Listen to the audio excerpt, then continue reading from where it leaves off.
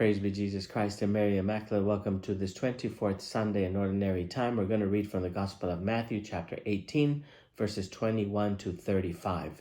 We continue the teaching that Jesus gives to his disciples and his community about forgiveness, the need for forgiveness in order to make his community work. We read last week that Jesus teaches us that when there are offenders and offenses committed in the community, it is not the offender's responsibility to seek out reconciliation. So it's not the offender's responsibility to first show repentance and remorse and beg their way back in, but it's the offended party who has the responsibility, like Jesus, to go out and search for the lost member. Just like the good shepherd went out searching for the lost sheep, the woman lost the lost coin, and the father for his lost son.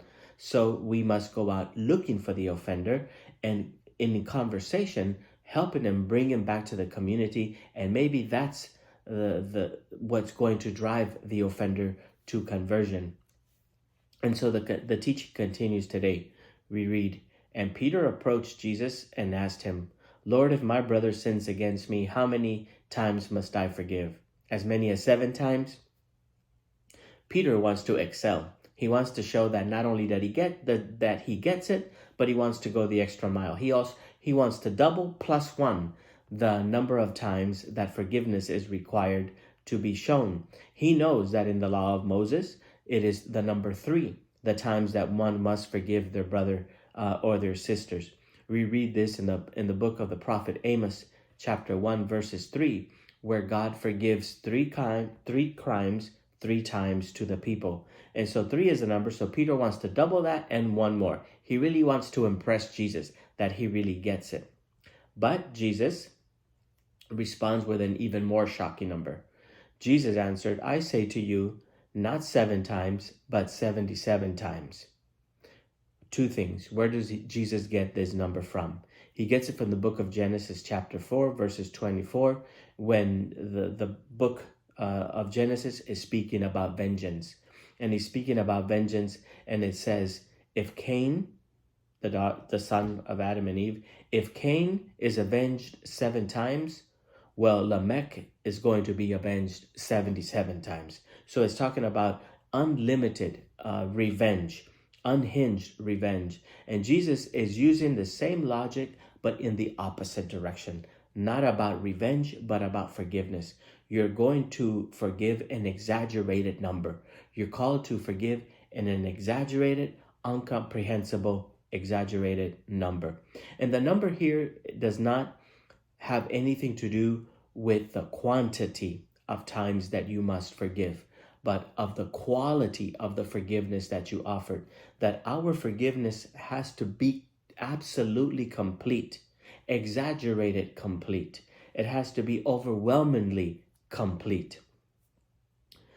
And Jesus then explains this with a parable that was well known, with images that are well known to his listeners. And this is why the kingdom of heaven may be linked to a king who decided to settle accounts with his servants.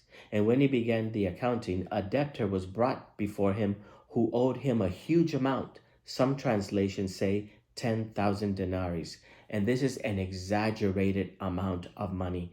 10,000 denarii or 10,000 pounds of gold is an exaggerated number. Some people say, some biblical scholars say that in order to pay this amount of money, one would need about 164,000 years of wages. So it is an exaggerated. Jesus is exaggerating on purpose. The servant owed him this much money, but since he had no way of paying back, his master ordered him to be sold along with his wife, his children, and all of his property, meaning he's done with. He's never going to get out. But at that point, the servant fell down, did him homage, and said, "Be patient with me, and I will pay you back." Moved with compassion, the master forgave that servant the debt. Moved with compassion. Compassion is the action of God. It is the movement of God and of Jesus. And this king restores life to this servant. Remember, he had already ordered that he, his wife, and his children and his property be all sold, meaning their life was done. And yet he restores life. He gives life back to that which was dead. He restores life to those who do not have it, with his exaggerated forgiveness. You would think that this would change that gentleman, but it didn't. He found a servant that owed him a much smaller amount. Some scholars say about 100 denarii, meaning 3 months worth of wages. And yet he seized him and he started to choke him, meaning he begins to take his life, to take his breath. He takes away everything that's going to keep him alive. And he says, pay back what you owe. Be patient with me, he pleads. The same request that he makes of the king, he hears from this other gentleman, and I will pay you back. But he refused. He did not allow the forgiveness that he received to transform him. He did not allow the forgiveness that he received to make him a new person.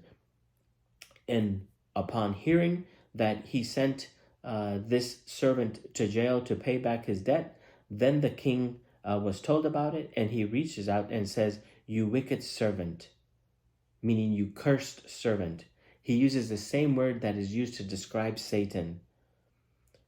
I forgave you your entire debt because you begged me to. Should you not have pity on your fellow servant? Should not my forgiveness have changed you and allowed you to see that you also had the ability to act the same way as I did? Then in anger, his master handed him over to the torturers until he should pay back the whole debt, meaning he's never going to get out. He eliminates him forever. There is no place in the community of Jesus with people with such cold hearts. There's no place in the community of Jesus with people who do not allow themselves to be transformed by the forgiveness that they themselves have received. It's important to note here that God already forgives all of us.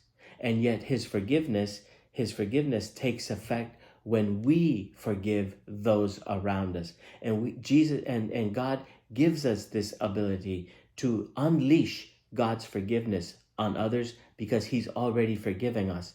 But it is our responsibility to enact that forgiveness by also offering our forgiveness.